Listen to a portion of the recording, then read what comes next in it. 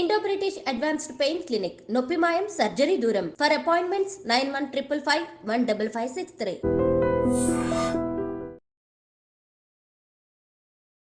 నమస్కారం గురుగారు. నమస్కారం అమ్మా ఝాన్సీ.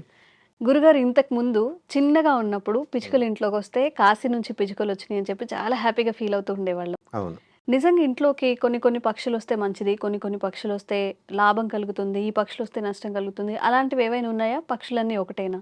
తప్పకుండా ఉన్నాయి. ఉమ్, ఇది మహాభారతంలో ఉమ్, భీష్ముడు విజృంభిస్తున్న సమయంలో, ఉమ్, అంటే దుర్యోధనుడు రెచ్చగొడతాడు భీష్ముడిని. నువ్వు పాండవుల పక్షపాతవు కాబట్టి సరిగ్గా యుద్ధం చేయట్లేదు, కమాన్ డూ ఇట్ అన్నప్పుడు పక్కకు తప్పుకో, కర్ణుడిని నేను పెట్టేస్తాను సర్వసైన్యాధ్యక్షుడిగా అన్నప్పుడు భీష్ముడిలో పట్టుదల వచ్చి ఆ రోజు చెలరేగిపోతాడు.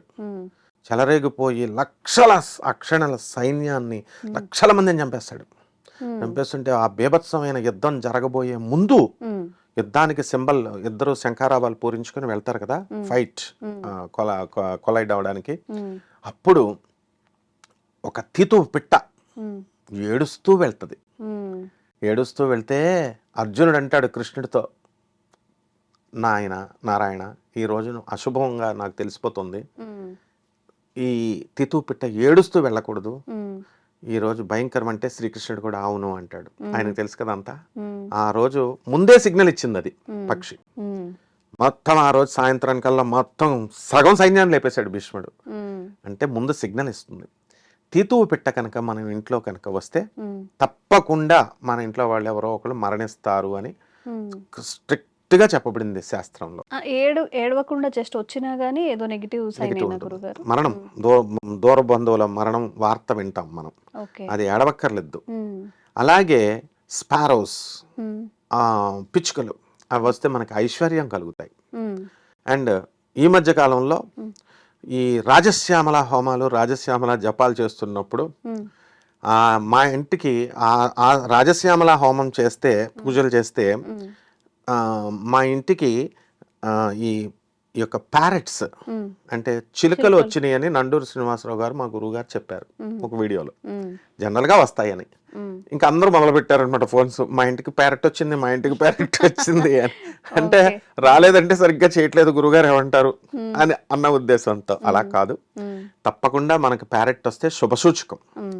శుకుడు జ్ఞానం వస్తుంది, అంటే మనకి చదువు మంచి మనం కోరుకున్న సీట్లలో, కోరుకున్న యూనివర్సిటీస్లో, ఫారిన్ యూనివర్సిటీస్లో చాలా మంది ట్రై చేస్తారు, కోరుకున్న సీట్లు రావాలని ట్రై చేస్తారు. విద్యగా అభివృద్ధి అవుతుంది. ఎందుకంటే శుకుడు, వ్యాసుని కుమారుడైనటువంటి శుకుడు ప్రతిరూపం ఇది. అలాగే కాకి మన ఇంటి పైకి వస్తాయి, ఇంటి పెరట్లో చెట్లుంటే వచ్చేవి. ఆ కాకి వచ్చినప్పుడు బంధువులు వస్తారు అని కాకరిస్తే చెప్పుద్ది, ఖచ్చితంగా బంధువులు వచ్చేవారు. అంటే అది శకునము.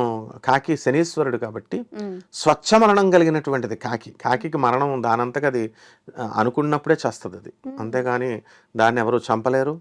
సో భీష్ముడు లాంటిది అనమాట. అందువల్ల శనీశ్వరుడు వాహనం అది. అలాగే గుడ్లగోప ఇంట్లోకి మనకి రాకూడదు, నల్ల గుడ్లగోప రాకూడదు.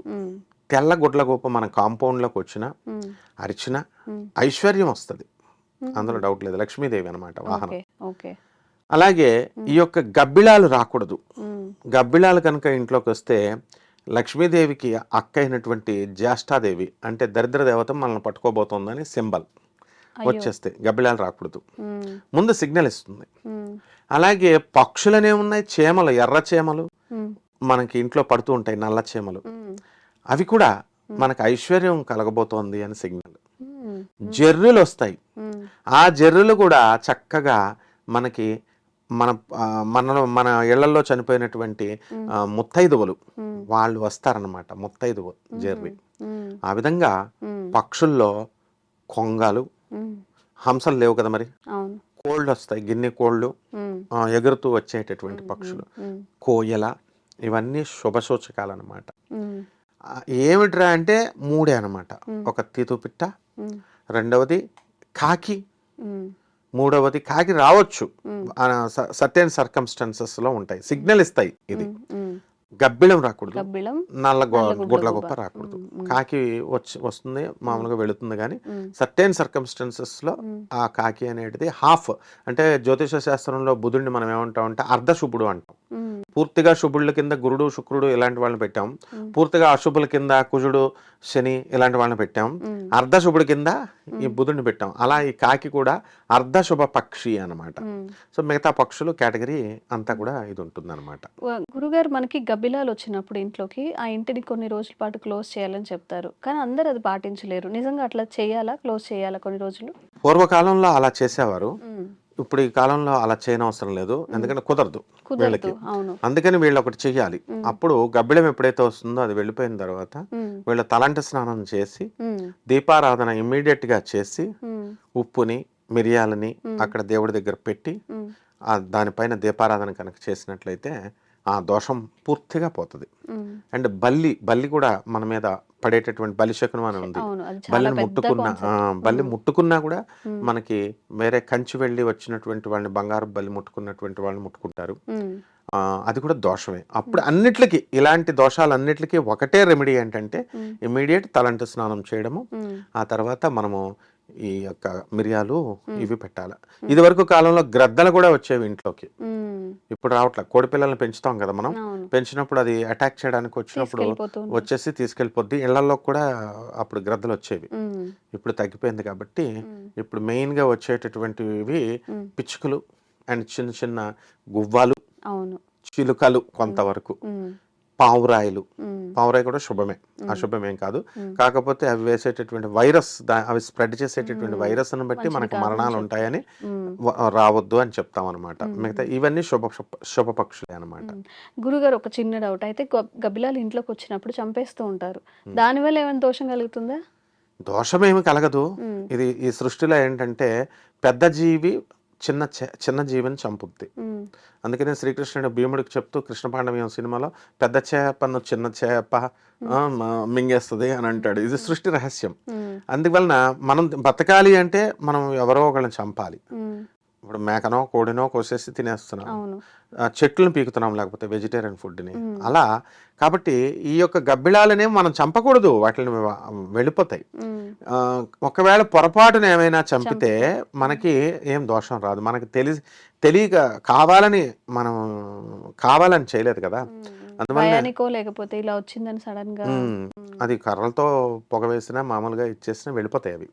అందువలన అప్రయత్నంగా మనకి సంబంధం లేకుండా కనుక మనం చేస్తే అవి దోషం కాదు. గురుగారు, అయితే మీరు ఇందాక చెప్పినట్టుగా బల్లి కనుక పడితే, అంటే నిజంగా శాస్త్రంలో చేతి మీద పడితే ఇలా అని కొన్ని ఉన్నాయి, కానీ ఏంటంటే విష జంతువు కాబట్టి అది పడగానే బంగారం పట్టుకుంటూ ఉంటారు. దాని వెనక ఏదైనా లాజిక్ ఉందా? డెఫినెట్ గా ఉంది.